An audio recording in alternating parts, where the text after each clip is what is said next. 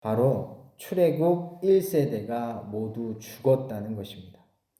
이는 민수기 14장 29절에 하나님께서 하신 말씀이 그대로 성취되었다는 것을 의미하죠.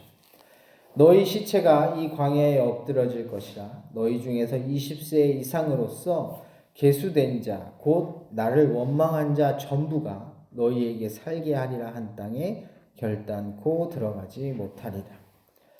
그런데 여기서 우리가 주목해야 할 것이 하나 있는데 그것은 바로 오늘 본문 15절입니다. 15절을 함께 읽어보겠습니다. 말씀을 읽습니다. 여호와께서 손으로 그들을 치사 진영 중에서 멸하신 고로 마침내는 다 멸망되었느니라. 아멘. 하나님의 명령에 불순종한 출애굽 1세대들은 하나님께서 맹세하신 그대로 광야에서 다 죽었습니다. 근데 방금 읽은 15절은 그들이 어떻게 죽었는지를 분명하게 보여줍니다. 어떻게 죽었죠? 하나님께서 손으로 그들을 치셨다고 말합니다. 참으로 무서운 대목이 아닐 수 없습니다. 왜냐하면 이 말의 의미는 하나님께서 그들 모두가 다 광야에서 죽어나갈 때까지 그들을 한 명 한 명 치셨다는 것을 뜻하기 때문이죠. 다시 말해 38년 동안 하나님은 그들을 계속해서 죽여나가신 것입니다.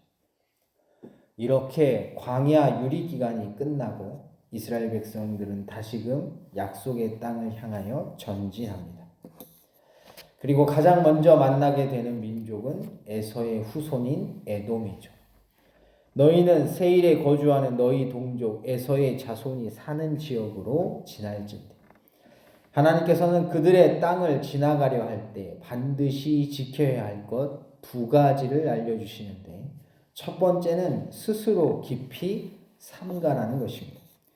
그들이 너희를 두려워하리니 너희는 스스로 깊이 삼가고, 여기서 삼가다로 번역된 단어의 의미는 보존하다, 유지하다라는 뜻입니다. 따라서 이스라엘 백성들은 에서의 후손들이 사는 땅을 지나갈 때 그 땅에 어떤 것도 파괴해서는 안 된다는 것입니다. 그러니 당연히 그들과는 싸워서 안 되는 것이죠. 그들과 다투지 말라. 이어지는 6절을 보면 심지어 그 땅을 지나가는 동안 먹게 될 음식과 마실 물도 돈을 주고 사서 먹으라고 말씀하시죠. 너희는 돈으로 그들에게서 양식을 사서 먹고 돈으로 그들에게서 물을 사서 마시라. 그렇다면 그 이유는 무엇일까? 왜 하나님께서는 에서의 후손인 에돔과 싸우지 말라고 명령하신 것일까요? 우선 첫 번째 이유는 5절에 나옵니다. 그들의 땅은 한 발자국도 너희에게 주지 아니하리니. 이유는 아주 간단하고도 명료합니다.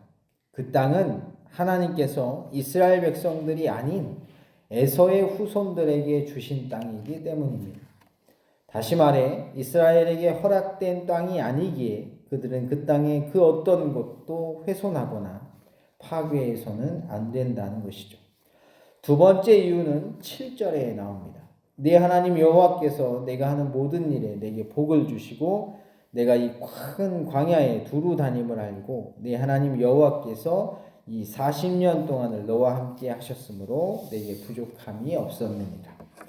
두 번째 이유는 이스라엘 백성들이 에돔 땅을 지나는 동안 하나님께서 지금까지 그랬던 것처럼 그들의 필요를 채워주실 것이기 때문입니다. 그렇게 이스라엘 백성들은 에서의 후손이 사는 에돔을 떠나 모압 광야로 들어가게 되죠. 그리고 하나님께서는 에돔 때와 마찬가지로 모압 족속과도 싸우지 말라고 말씀하십니다. 뿐만 아니라 그들과 싸워야 하지 말아야 하는 이유도 똑같죠.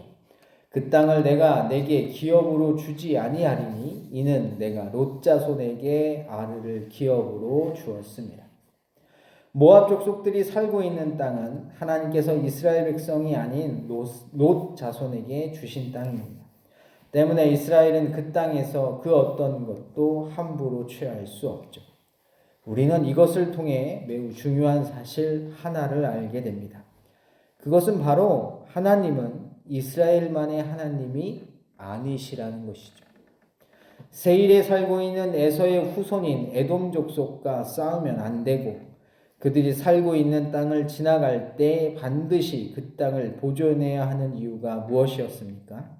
하나님께서 그 땅을 에서의 후손들에게 주셨기 때문이죠. 또한 모압 땅을 지날 때도 그 땅을 보존해야 하는 이유도 동일했습니다. 하나님께서 그 땅을 롯의 후손들에게 기업으로 주셨기 때문이죠.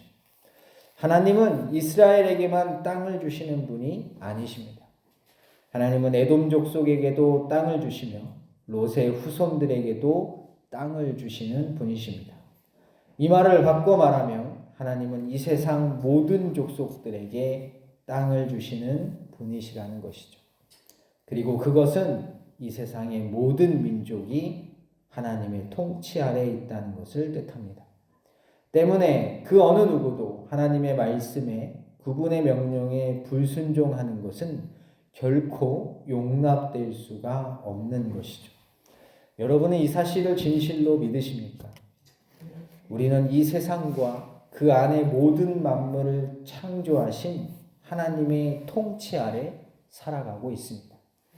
오늘 하루 우리가 그저 아무렇지 않게 살아가는 것 같지만 이 하루는 하나님이 우리에게 주신 하루입니다. 따라서 이 하루의 주인은 하나님이시고 이 하루를 살아가는 동안 우리는 하나님의 통치 아래 있다는 것이죠.